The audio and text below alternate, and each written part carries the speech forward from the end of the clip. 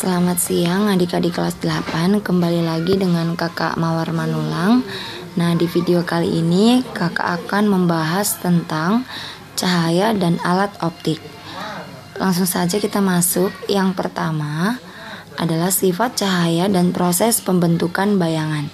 Sifat cahaya itu ada 3. Yang pertama merambat lurus, yang kedua dapat dipantulkan dan dibiaskan, yang ketiga gelombang elektromagnetik.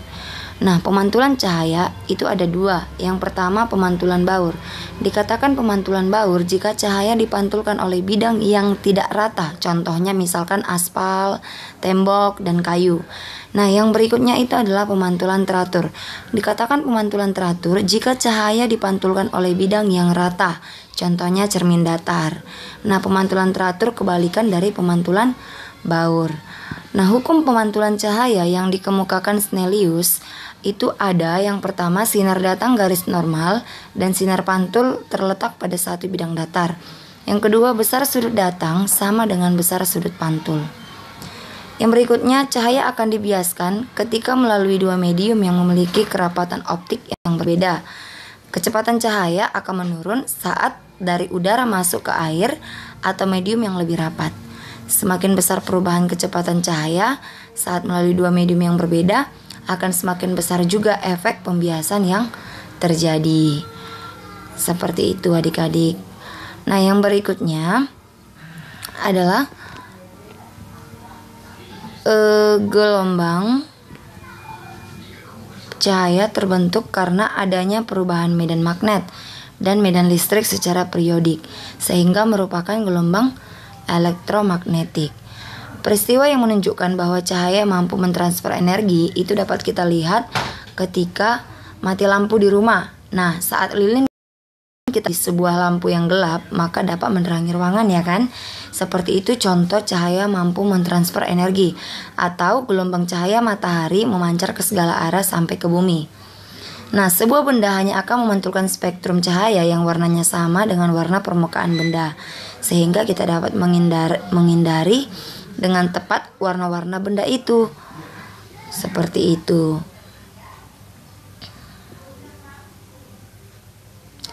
Yang berikutnya cermin datar. Sifat bayangan cermin datar ada yaitu maya, tegak, sama besar, dan jarak benda sama dengan jarak bayangan. Contohnya cermin. Nah, cermin cekung untuk menentukan sifat bayangan dapat berpedoman bahwa ruang benda ditambah ruang bayangan itu sama dengan 5. Nah, maksudnya itu adalah kita perhatikan gambar berikut. Nah, di sini kakak sediakan gambar. Jika benda kita letakkan pada ruang pertama, maka bayangan bersifat maya diperbesar, tegak, dan bayangan terletak di ruang 4. Jika benda terletak di ruang 2, maka bayangan bersifat nyata diperbesar, terbalik, dan bayangan terletak di ruang 3. Sedangkan jika benda terletak di ruang 3, maka bayangan bersifat nyata diperkecil, terbalik, dan bayangan terletak di ruang 2. Jika benda terletak pada jarak jauh tak terhingga, maka bayangan jatuh di titik fokus dan bersifat nyata diperkecil dan terbalik. Nah, hal ini bisa kita perhatikan pada ruang 1, 2, 3, 4, dan 5 yang terdapat pada gambar. Nah, contohnya seperti ini. Sebelumnya sudah pernah kakak bahas bagaimana mencari jarak bayangan dan perbesaran bayangan. Nah, yang berikutnya cermin cembung. Nah, cermin cembung kita ingat bahwa titik fokusnya selalu bernilai negatif, ya. Dimana bayangan yang dibentuk oleh cermin cembung itu bersifat maya, diperkecil, tegak, dan lebih dekat dengan jarak bendanya. Ini rumus berlaku pada cermin cembung dan cermin cekung. Hanya saja pada cermin cembung titik fokusnya selalu bernilai negatif, sedangkan pada cermin cekung bernilai positif. Contoh untuk cermin cembung seperti ini. Kita tinggal substitusikan apa yang diketahui ke dalam rumus yang sudah kakak berikan tadi, jika dia ditanya jarak bayangan dan perbesaran bayangan. Seperti itu. Nah, yang berikutnya adalah lensa cembung. Kalau lensa cembung itu titik fokusnya selalu bernilai positif, ya. Untuk melihat sifat bayangannya dapat kita lihat pada ruang benda ditambah ruang bayangan.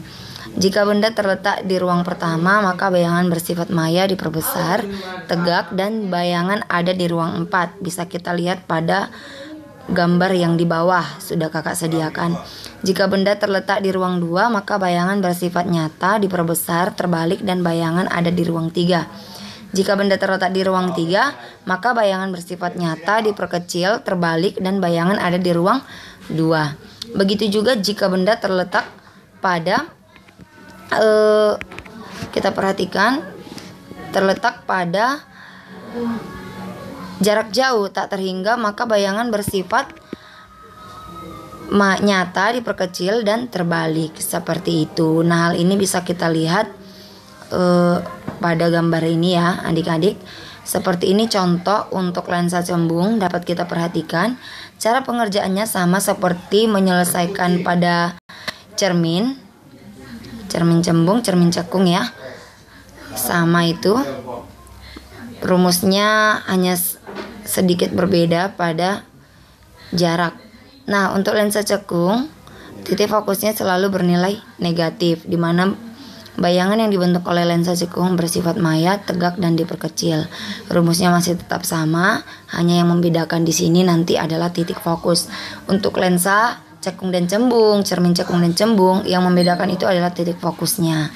Tapi biasanya kalau muncul pada soal itu diberikan kalimat lensa cekung, lensa cembung seperti itu. Misalkan seperti contoh ini, panjang fokus sebuah lensa cekung 30 cm. Jadi di soal itu ditentukan apakah dia lensa cekung, apakah lensa cembung. Bisa kita perhatikan pada contoh itu ya. Nah, yang berikutnya daya lensa. Daya lensa itu masa untuk mengumpulkan atau menyebarkan cahaya yang dapat kita hitung pada rumus ini. P sama dengan 1/F. Nah, yang berikutnya adalah bagian mata manusia. Yang pertama ada kornea, yang kedua iris, yang ketiga lensa mata, yang keempat retina. Kita bisa lihat fungsi-fungsi dari setiap bagian-bagian mata ini. Kita lihat seperti inilah gambar mata pada manusia. Jadi ada lensa, iris, retina, pupil.